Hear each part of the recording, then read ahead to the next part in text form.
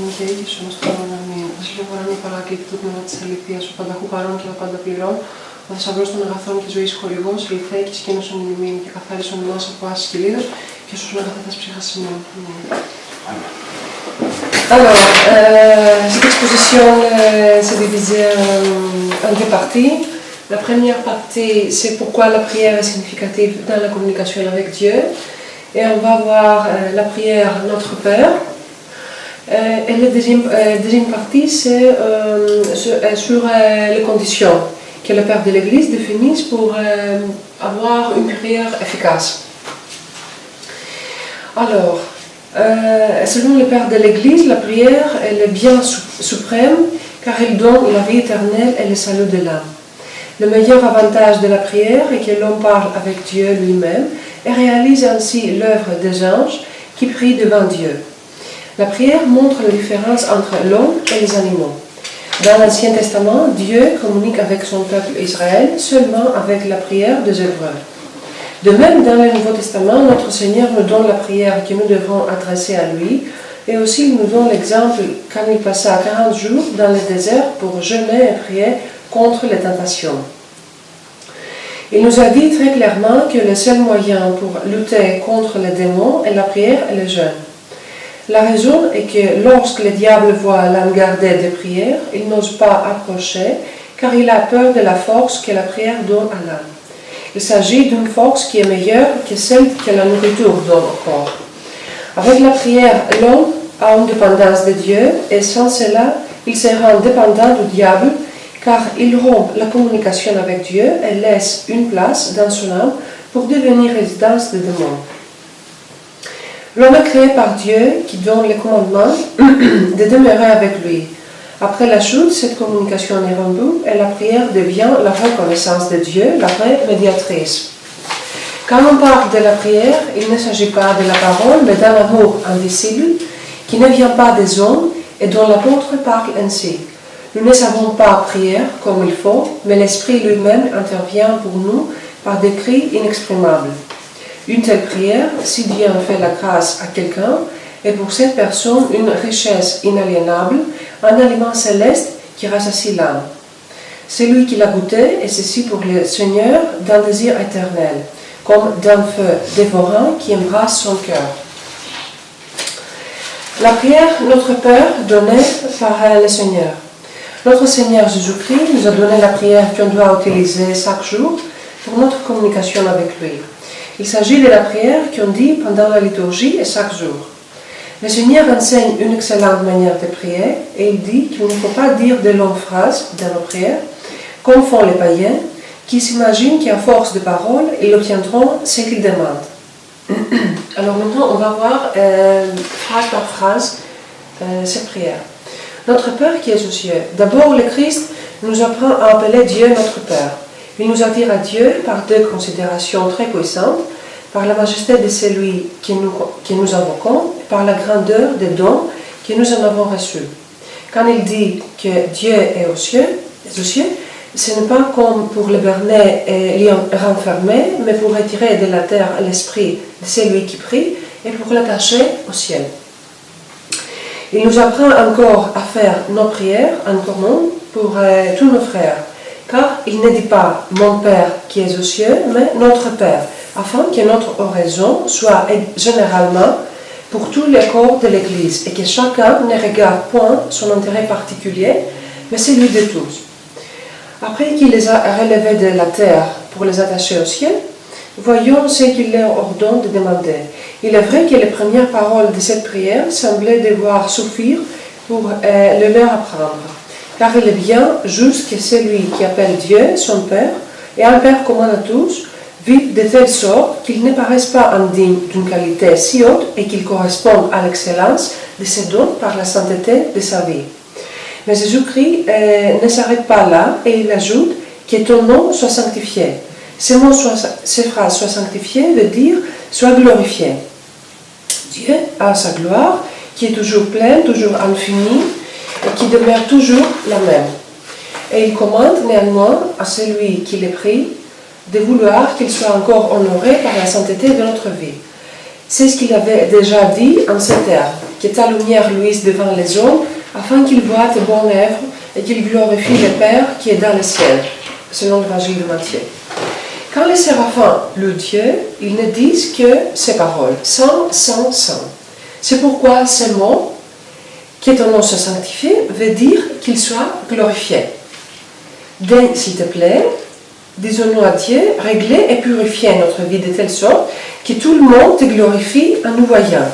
C'est là la perfection d'un chrétien, d'être si irréprochable dans toutes les actions, que chacun de ceux qui les voient en rend à Dieu la gloire qui lui est due. Que ton règne vienne.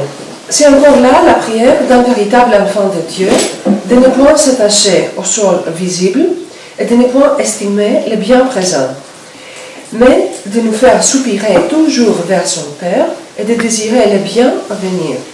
C'est là l'effet d'une bonne conscience et d'une âme dégagée de la terre. Que ta voix soit faite sur la terre comme au ciel. Asseyez, s'il vous plaît. Comme des anges dans le ciel obéissent librement et toujours avec la même ferveur, comme ils ne sont point inconstants, obéissant dans une occasion et n'obéissant point dans l'autre, mais qu'ils se soumettent toujours et demeurent parfaitement assujettis, parce qu'ils sont puissants envers tout, dit le prophète, pour accomplir les ordres de Dieu. Fais-nous cette même grâce, à nous autres hommes, de ne pas faire ta volonté en partie, mais de l'accomplir entièrement en toutes choses. Considérez aussi comment Jésus-Christ nous apprend à être humbles, en nous faisant voir que notre vertu ne dépend pas de notre seul travail, mais de la grâce de Dieu. Il ordonne encore ici à chaque fidèle qui prie de le faire généralement pour toute la terre. Car il ne dit pas que ta volonté soit faite en moi ou en nous, mais sur toute la terre, afin que l'erreur en soit bannie, que la vérité y règne, que le vice y soit détruit, que la vertu y refleurisse, et que la terre ne soit plus différente au ciel. Donne-nous aujourd'hui notre pain de ce jour. Le Christ veut bien nous commander d'accomplir la volonté de Dieu, aussi parfaitement que les anges, mais il condescend en même temps à la faiblesse de notre nature. J'exige de vous, dit-il, la vertu de mes anges, mais non leur impassibilité. La fragilité de votre nature en est incapable et elle a nécessairement besoin de nourriture qui la soutient. Cette nourriture est le corps et le sang de Christ. Mais remarquez combien il veut qu'à nous il y ait de la spiritualité, même dans ce qui regarde le corps. Car il ne nous commande point de lui demander des richesses ou des plaisirs ou des habits précieux ou rien de semblable, mais seulement du pain. Et le pain dont nous avons besoin des jours où nous vivons, sans nous mettre en peine du lendemain. Donne-nous, dit-il, notre pain de ce jour. Et non content de cela, il ajoute encore, donne-nous aujourd'hui, afin d'exclure entièrement de nos esprits les soins et l'embarras du jour suivant.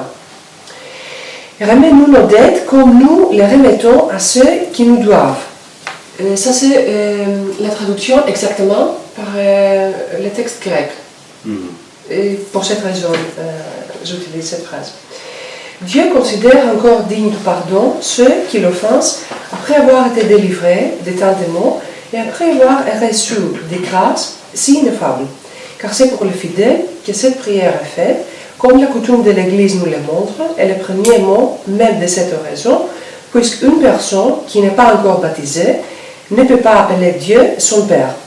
Si donc cette prière est pour les fidèles, et s'ils demandent à Dieu le pardon de leurs péchés, il est visible que Dieu ne nous refuse pas, même après le baptême, car il y a le remède de la pénitence. S'il n'avait voulu nous persuader de cette vérité, il ne nous aurait pas prescrit cette prière, dit Saint Jean Chrysostome.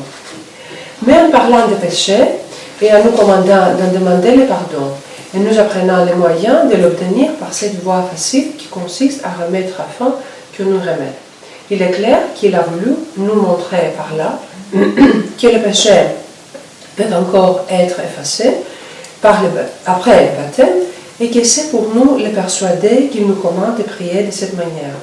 Ainsi, en nous faisant souvenir de nos péchés, il nous inspire des sentiments d'humilité. En nous commandant de pardonner aux autres, il efface de notre esprit le souvenir des injures. En nous promettant de nous pardonner nos fautes, il relève nos espérances. Et en nous rendant les imitateurs de sa douceur et de sa bonté ineffable, il nous élève jusqu'au comble de la sagesse. Mais voici qui est extrêmement remarquable. Puisqu'il avait renfermé dans chacune de ses demandes toute la perfection chrétienne, il y avait ajouté par conséquent l'obligation de pardonner les injures. Ainsi Dieu fait dépendre de nous notre fin et nous rend maîtres de l'arrêt qu'il doit prononcer un jour. Car afin que, quelque déraisonnable que vous soyez, vous ne puissiez vous plaindre en quoi que ce soit du jugement que Dieu doit prononcer. Il veut que nous, qui êtes coupables, que vous qui êtes coupables, soyez néanmoins les maîtres de votre sentence. Quand vous aurez jugé Dieu, ainsi en jugerai-je moi-même, et si vous pardonnez à un homme comme vous, je vous promets de vous pardonner. Et néanmoins, Dieu égale en cela deux choses bien inégales.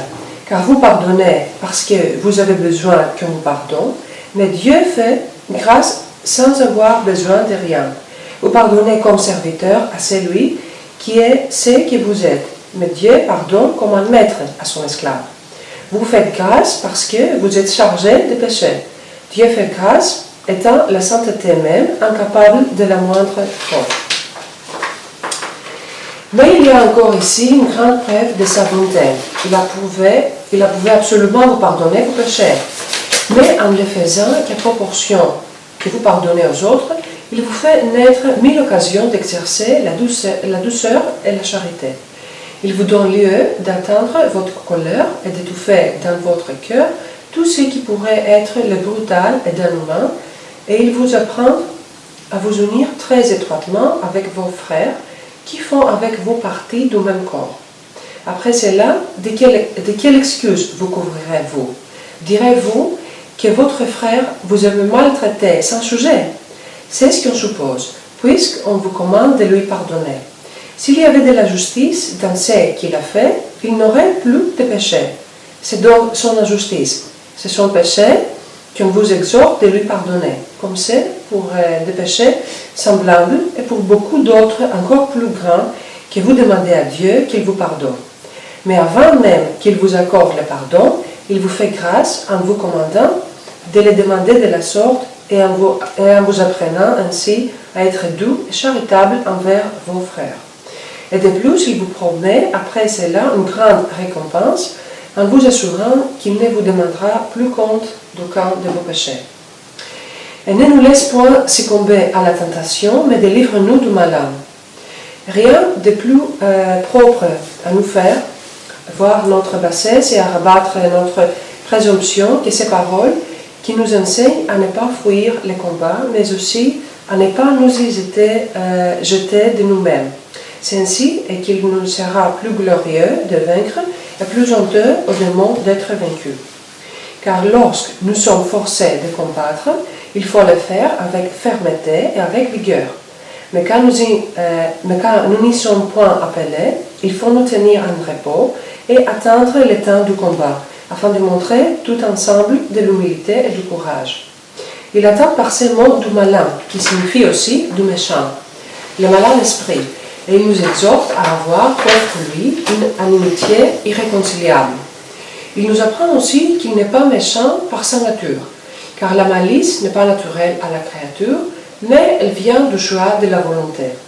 Jésus-Christ l'appelle absolument le méchant parce qu'il est au suprême degré, et comme sans avoir jamais reçu de nous la moindre injure, il nous fait une guerre qui ne connaît pas de trêve, et le Seigneur nous fait dire non pas délivrez-nous des méchants, mais du méchant, afin de nous commander de n'avoir point d'aigreur contre nos frères dans les maux, et nous en souffrons, mais de tourner toute notre haine sur cet esprit de malice. L'auteur est le principe véritable de tous les maux. Alors on va voir quelles sont les conditions que les pères de l'Église définissent pour une prière efficace. Selon notre Seigneur et les pères de l'Église, notre prière doit être divisée en trois parties. D'abord la doxologie, ensuite les remerciements à Dieu et à la fin notre demande à Dieu. Les saints pères nous enseignent par leur expérience la manière de la prière agréable à Dieu. Ils nous disent qu'au moment de la prière, nous devrons être attentifs à nos demandes, autrement nous pouvons provoquer la colère de Dieu. Pour cette raison, il ne faut pas demander à Dieu de l'argent ou de la gloire humaine, du pouvoir ou autre chose mondaine. Il faut demander seulement le royaume et la justice de Dieu, et il va nous donner tout ce que nous avons besoin. Saint Basile le Grand dit, cher ami, il y a deux manières de faire la prière. La prière est celle de la doxologie avec humilité. La première est celle de la doxologie avec humilité, et la deuxième est celle de la demande en direct vers Dieu. Il ne faut pas demander directement à Dieu, parce qu'une telle pratique montre que tu as prié pour nécessiter de quelque chose. Au moment où tu commences ta prière, laisse de côté ta femme, tes enfants et toi-même. Il nous conseille de commencer la prière avec la doxologie à Dieu qui nous tolère tacitement sous sa patience. Après la doxologie, nous devrons parler à Dieu en lui montrant que nous comprenons très bien la situation pécheresse de notre existence. Quand nous finissons avec l'exposition de notre âme, nous devons commencer les demandes qui sont dignes d'être données à Dieu et insister jusqu'à ce que Dieu nous donne ce que nous voulons sous la condition que nous demandons ce que Dieu veut. Les saints pères soulignent que dans la vie, il y a seulement un espoir qui est Dieu. Rien et personne d'autre peut nous sauver ou nous aider. Ceux qui ont leur espoir dans les hommes sont vraiment misérables et maudits. Il faut s'adresser à Dieu avec nos prières pour tout ce qui se passe dans la vie, la maladie d'enfants et les accidents. Ceux qui ne prient pas sont morts, sans âme, même s'ils sont vivants. Il y a des prières qui ne sont pas écoutées immédiatement par Dieu, car la demande n'est pas bonne pour le salut de l'âme à ce moment spécifique. Dieu, qui sait très bien notre avenir, laisse à côté ces demandes. Il ne faut pas partir de l'Église et abandonner la vie spirituelle, car nous rassemblerons alors à Judas, qui a abandonné la prière et laissé la place dans son cœur au démon. Merci beaucoup. J'invite tout le monde maintenant de faire ses commentaires ou poser des questions à nous, parce que ça aide à ouvrir la discussion. À mon avis, ça a aussi le sens, je ne suis pas d'accord avec ce qui dit au début, on peut toujours attendre des gens, mais on voit que dans la vie chrétienne, dans l'histoire chrétienne, parfois les grandes choses commençaient par la vie des seules personnes qui vivaient étaient satisfaits de leur vie spirituelle, et après, si il y a des mondes qui ressemblaient autour d'eux, grâce à Dieu, c'était par la providence de Dieu. Mais tout d'abord, je crois que c'est le sens de nos réunions, de ces discussions, c'est plutôt, au premier lieu, c'est la valeur pour nous-mêmes. C'est pas pour les autres, on va exposer quelque chose aux autres. C'est tout d'abord, on enseigne les choses, on rappelle les choses à nous-mêmes. On apprend à vivre, à réfléchir, échanger dans l'esprit chrétien. Parfois les gens se ressemblent pour boire du thé ou manger, bavarder, mais on essaie de faire des réunions qui a du sens et qu'on peut pour nous-mêmes d'abord, tout d'abord pour nous-mêmes, pour réfléchir mieux à ces sujets. Alors c'est pourquoi je vous invite, pas justement à réagir, oui, c'est ce qu'il a donné, il a commencé, il a donné quelques informations, citations, voilà, comme je dis, on peut poser des questions pour que clarifier quelque chose ou peut-être commenter ou donner. Il y a aussi la prière Seigneur Jésus-Christ, Fils de Dieu, pitié de moi. C'est très important dans la vie chrétienne, mais à mon avis, il pourrait être une exposition séparée pour cette prière. Et ça, c'est la raison que je ne vais pas faire une référence. It was exactly my question. I wanted to ask you about this prayer, Kyrie eleison, because there is constant discussion in Russian speaking, like in Russia, about this prayer and how it should be pronounced and how you should pray, but if it's outside of today's topic. First of all, as all the fathers, the modern, let's say, but also the ancient fathers say, it's not the way that you say, because there are people that they think that they made yoga or a special meditation. You have to be just concentrated on your prayer from your heart. And we use this short prayer in Christian life because it allows to someone to be more concentrated. We don't make aside the prayer that Christ taught to use, but we use this prayer just for more concentration, let's say. Okay, of course, for people who have many years in ascetic life, monks especially, who have very high, how can I say, spiritual level, maybe there is a special way, but for us, simple things. We must use simple things in spiritual life, otherwise it can be dangerous. Because I cannot speak it in French, but for instance, there is constant, my favorite professor Alexeyevich Osipovich is constant discussion about this, and we have this book, the stories of the traveler. It's a very famous, well-known book, and so there are two different approaches. Yeah, I think it comes from Marcos, the idea of what is being taught there. And so there are two different, but to leave this aside, as you say, it needs a special discussion. I wanted to ask you if you know maybe something from the Holy Fathers, what they say about praying in your own words, like formulating your prayers. Yes, this is what I taught, as you maybe you understand. I said that the Holy Fathers say that the prayers has to be divided in three parts. The first part is a doxology. Glorification. Yes, glorification. The second is thanking to God. And the third is your demands. But before saying your demands, you have to show to Christ that you don't pray to Him because you need something. But you pray because, first of all, you want to thank Him, we want to thank Him that He tolerates us silently, and He is waiting our repentance every time. And then, when we expose our weaknesses to Christ, then we can ask things, but things that are according to this that Christ said that we must ask from Him.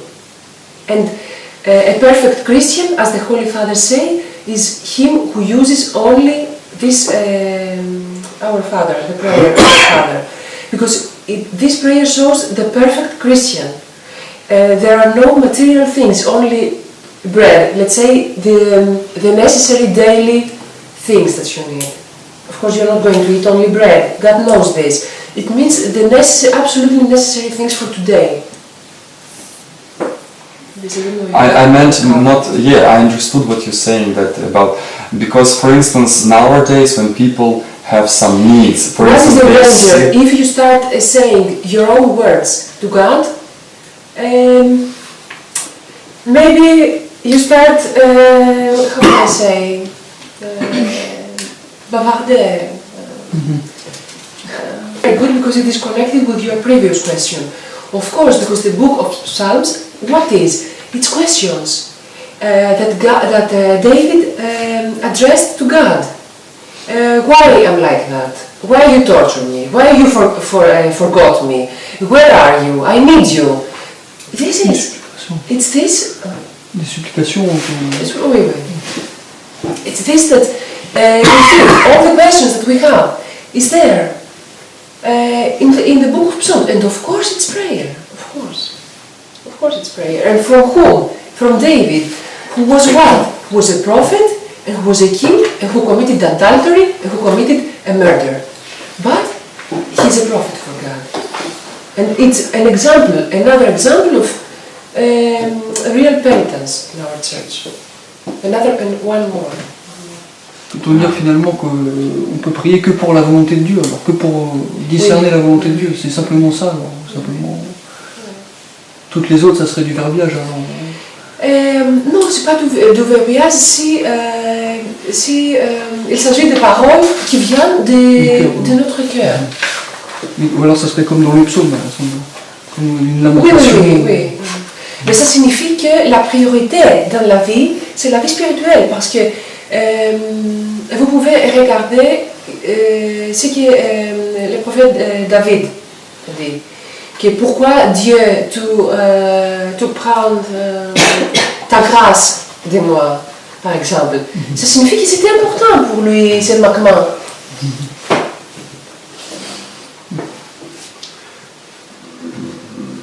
Arthur et vous J'avais eu une discussion il y a 2 jours avec un ami sur ça, un ami orthodoxe, et justement parce qu'il avait des examens à passer. Et il me demandait si on pouvait prier pour la réussite d'un examen ou pas, ou s'il y avait un sens véritablement spirituel.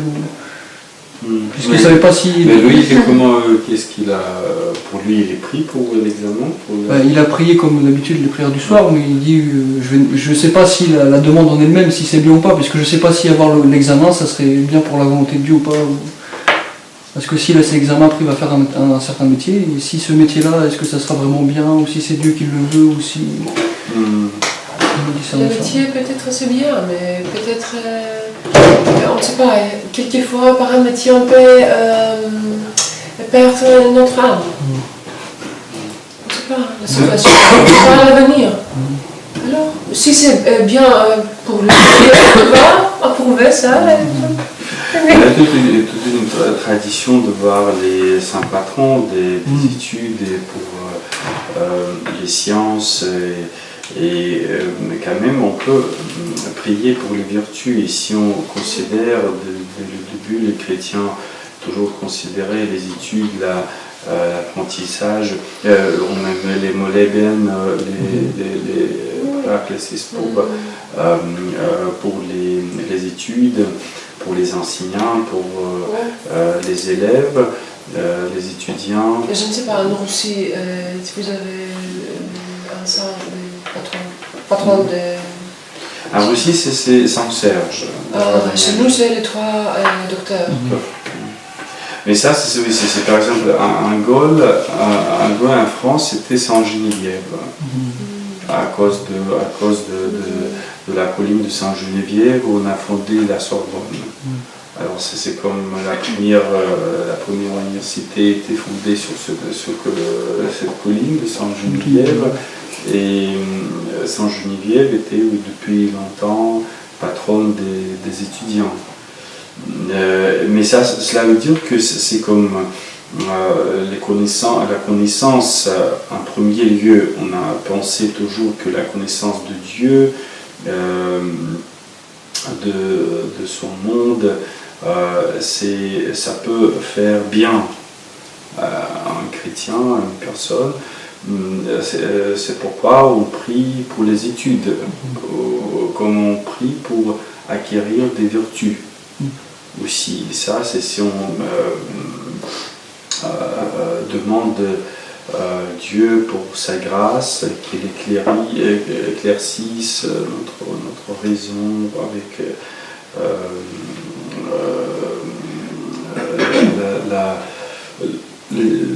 la connaissance. Alors ça, c'est bien enraciné dans la tradition chrétienne. Si on voit ce qu'on peut prier. La seule chose, c'est ce qui, parfois, il y a des gens, des étudiants qui prient seulement Dieu avant les examens. S'il y a un examen, même c'est un roussillon parfois en plaisance, parce que avant les examens, les gens ils fréquentent les églises pour mettre le bougie devant les icônes pour passer un examen. Mais ça, c'est vraiment, on peut dire, oui, c'est quand même, il ne faut pas seulement demander passer les examens, mais quand même, il faut globalement prier dans sa vie. C'est toujours, chaque fois, parfois les gens ils font comme ça, ils ne prient que pour quelque chose. Vraiment, ça existe. Et pour eux, c'est le sens de prier, c'est demander à Dieu quelque chose. Et ça, c'est parfois les gens sont satisfaits avec cette approche, ils n'avancent pas, ils sont satisfaits de cela. Par exemple aussi, quand on demande l'intercession des saints, par exemple pour le Saint Cosme ou Saint Panthélémon pour la guérison, est-ce qu'on peut peut-être aussi, je sais, parce que j'ai vu parfois certains ascètes ou pas qui supplient par exemple pour mourir, mais pas pour mourir négativement, mais pour rejoindre Dieu ou ça, est-ce qu'il y a un sens aussi pour prier la guérison du corps, si Dieu veut rappeler la personne, ou je sais pas. Mais c'est même pour dans toutes les prières de l'Église qu'on a pour les malades.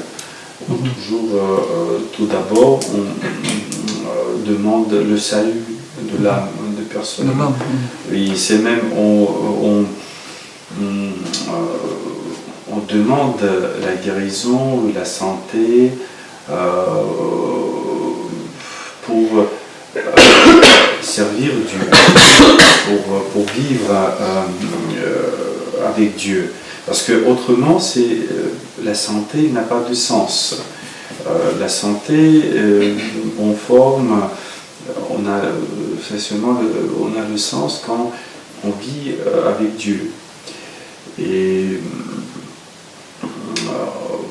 si on utilise sa santé, son énergie, ses forces corporelles pour le mal, alors oui, mais on épuise, parce que ça, si on utilise ça pour le mal, c'est-à-dire on va épuiser ses forces. On va épuiser ses forces, et après les gens qui n'ont pas de mesure, même dans cela, vraiment, parfois elles passent très vite avec leur santé, avec leur état de santé dégrade très vite. Mais quel était vraiment le sens alors parce que la question était intéressante, on m'intéresse aussi, le sens de cette interdiction pour les catéchumènes, ou même pour les gens, ils pouvaient peut-être venir assister, mais jusqu'à un moment il y avait le portier qui disait les portes, et respect aussi, ou de crainte par rapport au mystère qu'elle allait dévoiler, et simplement qu'aux fidèles, capables de supporter un tel mystère qui arrive comme ça, pour pas le bafouer même en pensée sinon.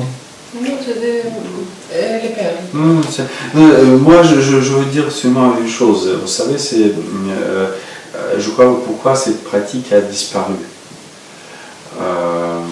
Ces règles strictes. Tout d'abord parce que c'est après la conversion des nations, toutes les nations à l'Église orthodoxe, ont baptisé les enfants de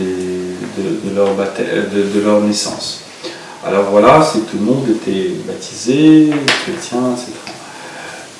Mais aujourd'hui,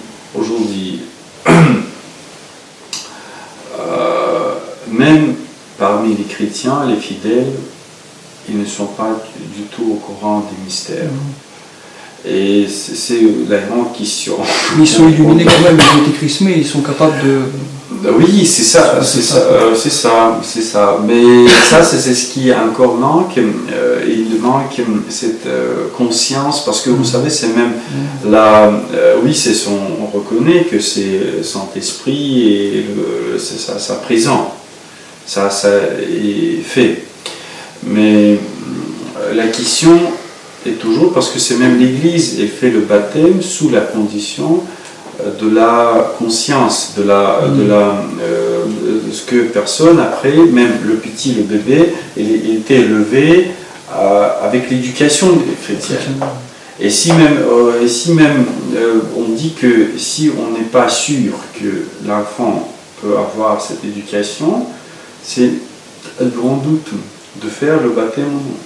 Même si on peut, même si l'Église permet de le faire pour les enfants, pour les petits. Mais voilà, si on baptise cet enfant, ce bébé, mais après, les parents, personne ne s'occupe pas de son éducation chrétienne. C'est quoi? Est-ce qu'on a les droits de le faire? Et ça, c'est par exemple telle personne qui est baptisée, qui n'a pas d'éducation chrétienne, elle vient à l'église. Voilà, je suis fidèle, oui, je suis baptisé, je suis fidèle, mais il peut être au même niveau que les catéchumènes. Même s'il a ce don de Saint-Esprit, mais ce don qui n'est pas actif en lui, parce qu'il n'est pas encore conscient de ce don. Et ça, c'est aussi parce que le don, le Christ, le Dieu ne peut pas agir sans notre volonté, à nous.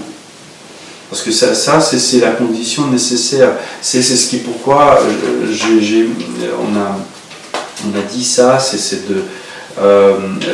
que le Christ, le Seigneur, quand il a enseigné cette prière, notre Père, il a dit que les païens imaginent qu'à force des paroles, ils peuvent obtenir ce qu'ils demandent. Et ça, c'est la magie. C'est-à-dire la magie, le sens de la magie, ce que la magie peut, on croit. On croit que par quelques méthodes, par quelque chose, par quelques forces, on peut agir sans prendre en considération volonté de la personne. Voilà, si je veux quelque chose que Nadia fait, je ne me demande pas si elle veut ou non. Je fais quelque magie, je fais quelque chose, elle doit le faire. Sans sa volonté. Alors la magie jamais prend en considération la volonté d'une personne. Ou de faire forcer quelque chose à la personne. C'est contre Dieu, parce que Dieu il veut toujours notre volonté. Ce que notre volonté agit en synergie avec la volonté de Dieu. Et ça, c'est vraiment, si cette personne est baptisée, le don, la volonté de Dieu est présent, mais ce qui reste, c'est la volonté de cette personne. Il faut d'abord actualiser cette volonté de la personne. Et dans ce cas, il devient un vrai fidèle. Chez nous même, on a parfois là, des questions. Si on peut, par exemple, prier pour les gens qui sont baptisés, mais qui ne fréquentent pas l'église. Est-ce qu'on peut considérer telle personne, est-ce qu'on peut vraiment prier pour eux pendant l'Eucharistie? Bien sûr, vous pourrez prier à l'église, à la maison, on peut prier pour les ennemis même, comme le Seigneur nous invite à le faire. Mais est-ce qu'on peut faire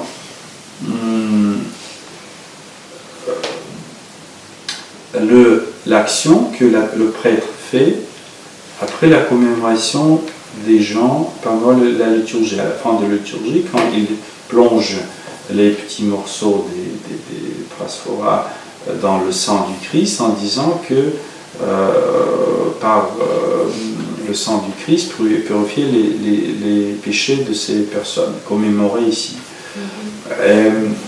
Ça, on dit que c'est pas seulement prière, mais on fait plus que la prière.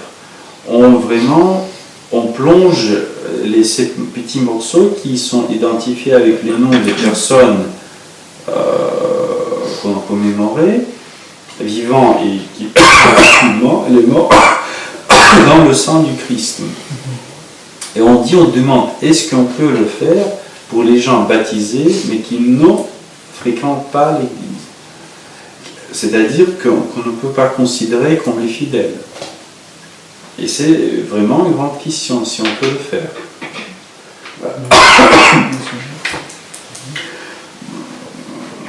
Et oui, parfois on dit, oui, vous pouvez écrire les gens, oui, c'est qui sont baptisés dans la liste, oui, c'est bien, mais est-ce que c'est la seule condition aujourd'hui? C'est ce qu'on peut faire pour la prière eucharistique.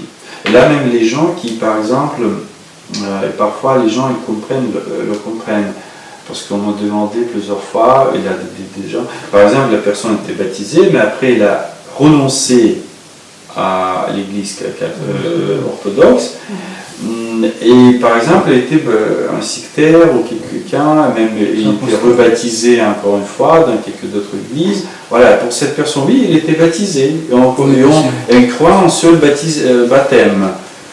Mais est-ce qu'on peut, cette personne qui a renoncé à l'église orthodoxe, est-ce qu'on peut prier pour elle dans la commémoration comme on fait? Oui, on peut prier, bien sûr, pour que Dieu l'accorde la grâce, etc. Mais est-ce qu'on peut prier pour l'Eucharistie? Pour l'Eucharistie même. Ça, c'est parce que c'est pour les fidèles. C'est pour les fidèles. Et les fidèles, c'est pas seulement baptisés, c'est vraiment qui restent fidèles. Parce que oui, on peut dire, c'est là le terme les baptisés, mais il y a aussi les fidèles. Il faut aussi garder son baptême. Pas seulement être baptisé, mais comment on garde son baptême? Est-ce qu'on suit son baptême ou on renonce à baptême? Et les fidèles, c'est qui suivent son baptême. Et ça, c'est vraiment, c'est parfois, même dans les paroles de la prière, après la confession, le prêtre lit les paroles que Dieu réunisse cette personne à son corps, à son église. Et c'est-à-dire, j'ai lu un commentaire, oui, c'est parfois, oui, quand on commente ça, on dit oui, si le prêtre prie pour réunir la personne à l'église, au corps du Christ, c'est-à-dire par les péchés, c'est ce que l'Église enseigne, par les péchés, cette personne est séparée avec l'Église. Même nous, quand on fait des péchés, on est séparé de l'Église. Et c'est pourquoi on a besoin de ce sacrement de réconciliation avec le Christ. Et on fait ça, on vit, oui, c'est tout d'abord le baptême qui fait ça, mais après, si on tombe, si on pêche, alors c'est la confession qui nous réconcilie et qui nous relie au Christ. Et ça, c'est vraiment c'est intéressant, c'est l'enseignement de l'Église que le péché nous sépare de Dieu. Et on a besoin d'être réunis à Dieu. Avant le baptême, avant la communion. Et ça, je crois que c'est vraiment, c'est ce qui est la communion, si on garde, on reste la communion vraiment sinon pour les fidèles. Pour les fidèles. Mais c'est aujourd'hui, c'est vraiment les questions. Qui sont les fidèles? Qui sont les fidèles? Si on peut considérer. C'est pas moi. Mais est-ce qu'on peut considérer que fidèle? Who is fidèle? I have friends who are both baptized and they reject church as an institution, but they pray every day, every morning, every evening. They're very religious, as they say, but at the same time they reject church as an institution itself. Yes, so it's also from the church, from Christianism, you can't take this that you like. Either you accept all the teaching of the church or nothing. They accept the teaching, but they don't accept the I like to sleep on Sunday morning until 12 o'clock and I can't go to the liturgy. For example, this happens in Greece, because in Greece the liturgy starts very early. And people are sleeping, or they go jogging, or they go for a walk with the dog, but they can't go to the church. So, no, you can't, but they say, I enlighten my candle at home, I have my incense, my icons here, and I call every first of month the priest to make me blessing of the house every first of the month. But what is this? Through this Christ made this sacrifice. It's not like that. That's why Christ says that He wants everything from us, everything. And He says in the Old Testament that I'm God zealot. Θεός ζηλωτής είμαι εγώ. Which means that He wants everything from us. He didn't say, okay, make this. Of course, to people who arrive at the church, this is the pastoral, and Father can say this, this is the pastoral method, let's say. First of all, we say, what can you do? At least you can come twice a month, okay. And then slowly the person starts coming at the church, or he doesn't come, but sometimes it's good, this practice, for example. But you can't say generally, I don't accept church as an institution, because this institution was built with the blood of Christ, and you can't say such words. I don't accept this. I don't accept the priests because they are all corrupted. Become yourself a priest, who you are a saint, in order to correct this part of the church. I don't accept this. So, mais il y a aussi une règle, c'est ce qui est si on absent à l'église trois dimanches, les 3 dimanches, alors on doit après passer par la procédure de l'intégration à l'église. Et ça, c'est vraiment, mais c'est vraiment très important, parce que c'est tout d'abord les commandements de l'Ancien Testament qui disent que le 7e jour de la semaine doit être consacré à Dieu. Et après, c'est l'Eucharistie qu'on fait pour les dimanches, pour la résurrection du Seigneur. Et si on ne participe pas, mais ça parce que ce n'est pas seulement la discipline, on parle de cette dimension eucharistique de l'Église. Parce que, et c'est aujourd'hui ce que les gens oublient. On est chrétien à ce moment quand on prend la communion. Si on ne prend pas la communion, on n'est pas chrétien. Et ça, c'est le critère, pour moi, c'est ce qui est important. Et si même les gens, ils viennent à l'église, mais ils ne prennent pas la communion pendant longtemps, c'est la question. Est-ce qu'ils sont chrétiens? Parce que c'est le centre de l'église, c'est la communion. C'est la communion. Il faut le comprendre, c'est au centre et c'est la seule raison pourquoi l'église existe. La seule raison d'accorder cette communion. Parce que quand on pense qu'est-ce que c'est l'Église, on peut dire oui, c'est l'unité des réunions des gens, elle existe hors de l'Église, pour le bien, pour la charité, pour n'importe quoi, pour la communication, il a tellement de différentes réunions.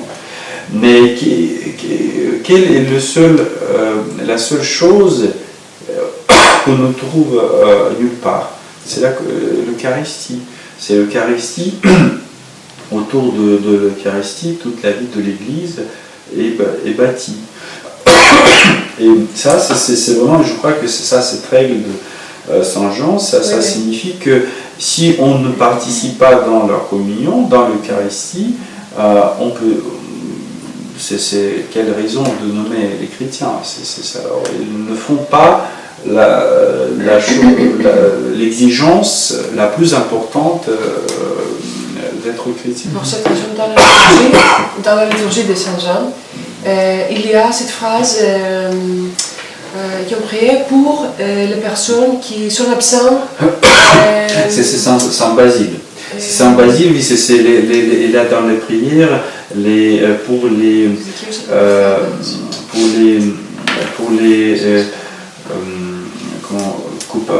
voyageurs ou... Non, pour qui sont restés à la maison, mais pour la raison acceptable, on peut dire. Voilà. Là, Je où voulais les faire femmes la enceintes. tunnel. Et mais c'est dans c'est sans Basile, oui, c'est sans Basile. C'est toujours parce qu'aujourd'hui maintenant on célèbre Saint Basile, c'est dans Saint Basile.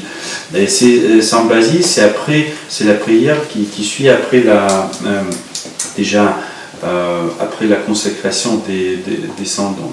Alors on prie pour tout le monde, pour une longue liste, et aussi parmi eux, c'est les gens qui sont restés à la maison pour les raisons valables, oui, voilà, les excuses. Et pour le travail du chrétien le dimanche, par exemple, si un chrétien travaille le dimanche, en principe, quelle est la... They should avoid working on Sundays. Ça dépend. Mais on dit que seulement si on peut faire quelque chose pour autrui, pas pour soi-même.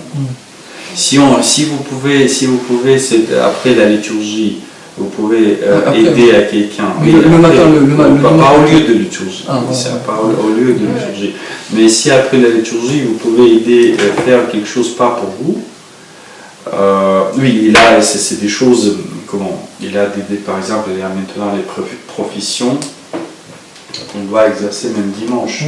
Et par la police ou quelque chose comme ça, si par exemple une personne qui fait son service militaire ou dans la police, oui, on doit être Il peut demander des permissions même. Voilà.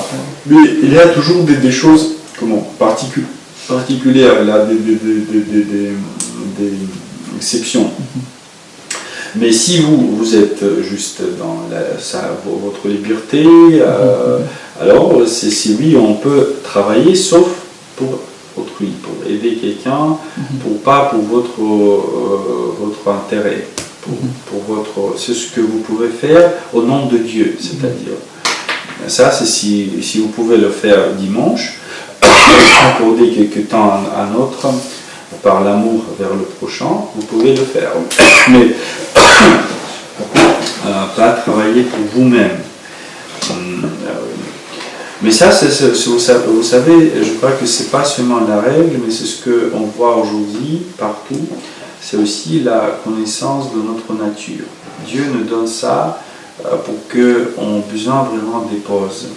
Si on ne fait pas des pauses, on détruit nous-mêmes. C'est ce que notre conscience, esprit, elle a besoin de s'arrêter pour le travail. Et ça, c'est même si vous avez beaucoup de choses à faire, il faut faire des pauses. Il faut faire des pauses, même comme le Christ, il a aussi fait, on dit que par sa humanité, par sa nature humaine, vous voyez, c'est ce qui, de temps en temps, quand il était après les gens, beaucoup de la communication, il a resté seul, il a trouvé un lieu désert pour prier seul, pour avoir quelques repos, comme par rapport à la nature humaine, qui était aussi assez chargée. Voilà, et ça, c'est aussi, on dit que c'est l'exemple, voilà, le Christ qui passe le temps avec les gens dans sa mission, mais aussi il trouve des temps, des pauses quand il est seul, quand il prie seul, il reste seul. Alors chacun a besoin de ces pauses, de son travail, de ses obligations et de sa communication aussi.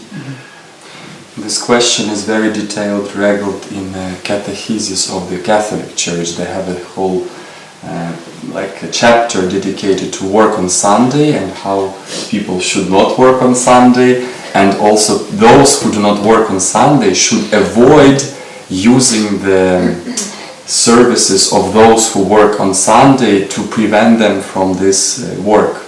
So that's why they say the restaurants should be closed on Sunday, according to the catechesis of the Catholic Church, because if you come on Sunday to the restaurant, you engage those to work on Sunday, and they should I was very surprised to see like many paragraphs dedicated to this.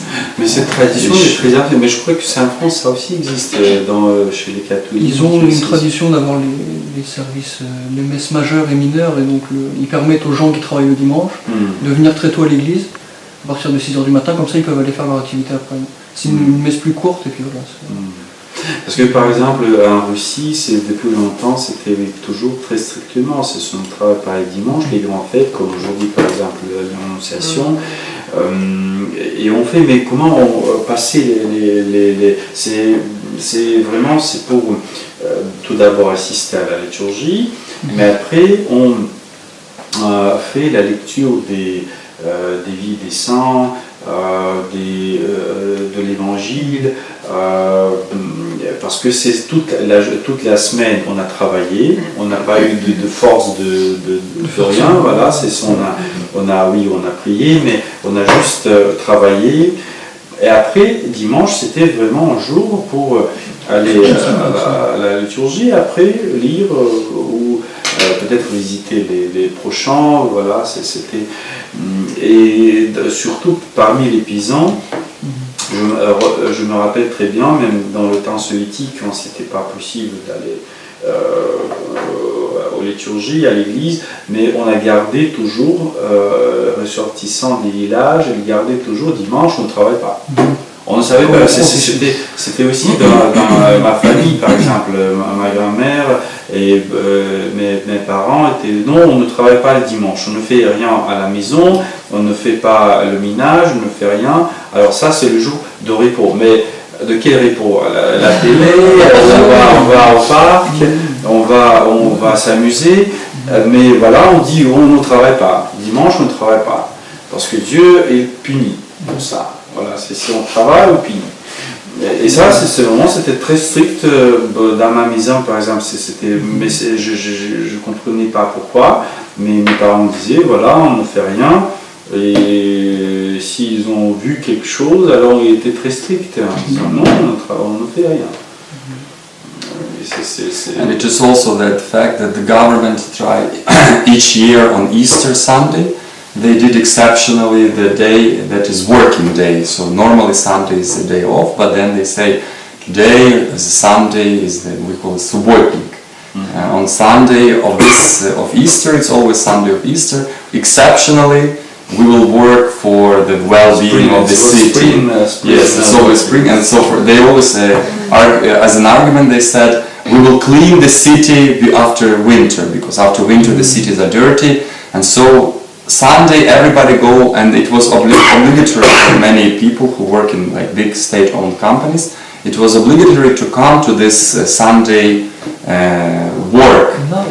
No, it was in Soviet times.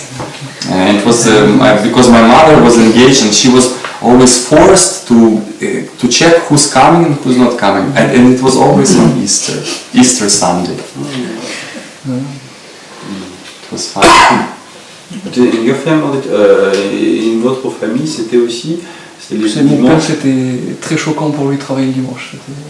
Alors qu'aucun n'était croyant, mais vraiment pour eux, c'était le dimanche, on ne travaille pas séparé. Et c'est pour ça que my family is different. My father was always working.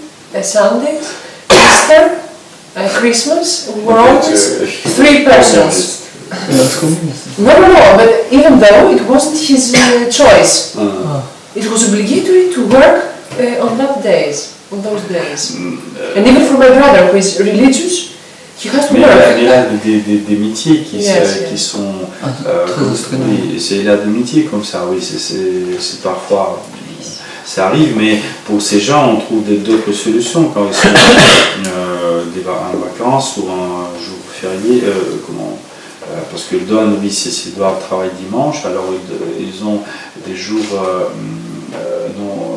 c'est l'autre jour de la semaine, ils peuvent aussi visiter l'église. I have a short question about the prayers in Greece. Do you maybe know some examples of new prayers being like spreading of a new prayer, for instance?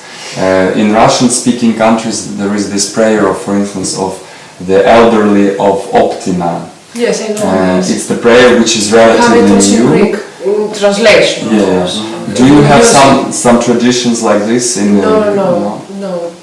We follow the books. The books, old, yes, like old yes, times prayers. Yes, we don't. So in Greece, As I this said, prayer- we know this another prayer of Russian saint. I don't remember. Φιλαρή, I don't Φιλαρή remember. του Μόστο. It's also translated in Greek. I don't remember. But no, we don't have. Even elders, for example, Pais Porphyrios didn't write something. Didn't leave any. No. Oui, mais on peut dire, oui, c'est parfois... c'est Greek pas- people can't even make the prayers that exist, they need new. Je crois qu'ils ont fait tout avant, dans le passé, alors ils sont satisfaits de cela, oui. Mais c'est pour...